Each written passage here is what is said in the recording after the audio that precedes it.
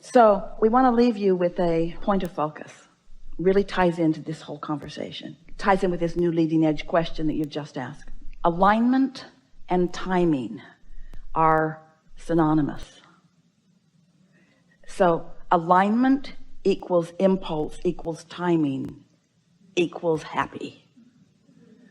That's timing, and your inner being is the master of timing, because there's so many things you could do and it's just endless. But when you get an impulse, and the more often you do it, the more you'll feel like doing that, until you can go through a day where everywhere you go. The day was like that for Esther yesterday. She traveled by herself, and as she traveled, everywhere she went, it was like a door opened. There was someone there to greet her and to smile and to help her everywhere she went along the way. It was her timing. She drove her own car to the park and ride, and the bus was right there, and a man took her bags out, and there was a place for her to park right there. So she got right on the bus, and then they drove her and one other person to the airport rather than waiting for the bus to fill up. And Esther thought, oh, I really like how things are working out. And then the bus let her off right in front of the sky cap, and she gave him her bags, and off they went.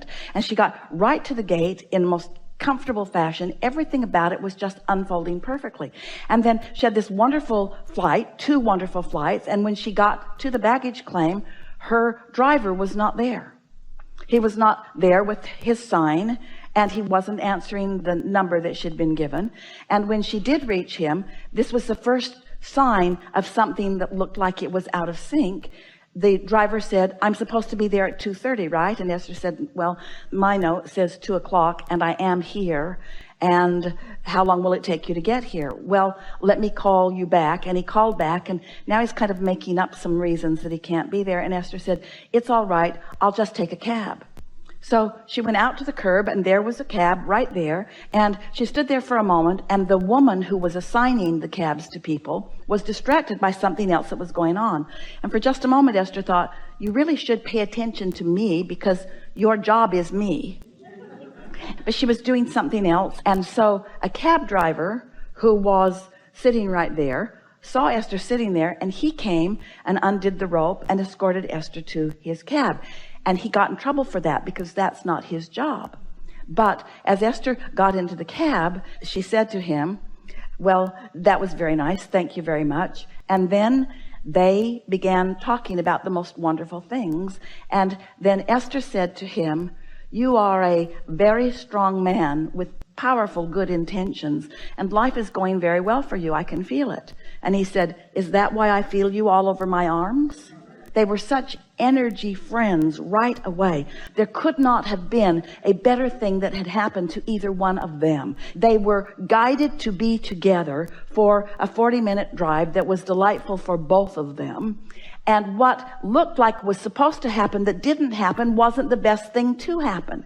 And after a little while of just relaxing and taking it as it comes, and trusting that the universe is always doing what's best for you, and let that be your default decision about things, that things are working out for me. No matter how it looks, things are always working out for me, no matter how it looks. And to the degree that I allow it here and now, to the degree that I am willing to look for things that are satisfying here and now, then there's no end until you feel like you've been on a magic carpet ride. Like, could this day have been any better? Could I have had better timing? Could I have had more pleasure? Could I have had more satisfaction? Could I have had better timing? And the answer to that is yes, probably, but this was really, really, really, really good. In other words, the more you acknowledge the good timing, the better the timing continues to be.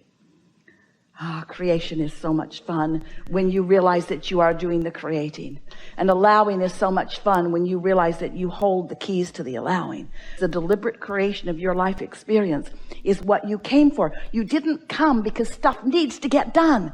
You came because you like the experience of energy flowing through you. You like the feeling of alignment. You like the feeling of life flowing through you. You don't like the feeling of pinching it off, and you don't like the feeling of not letting it in, and you don't like the feeling of the imbalance of it, but you like the feeling of learning it, and you like the feeling of getting better and better at it. And once you get hold of this, just regarding a thing or two or a thing or two or a thing or two, it shows up more and more and more and more in your experience. And you might find yourself enjoying your singularity a bit. You might enjoy feeling the timing that you are able to receive. And then once you get that really going good, then you might hook up with somebody else that knows that too.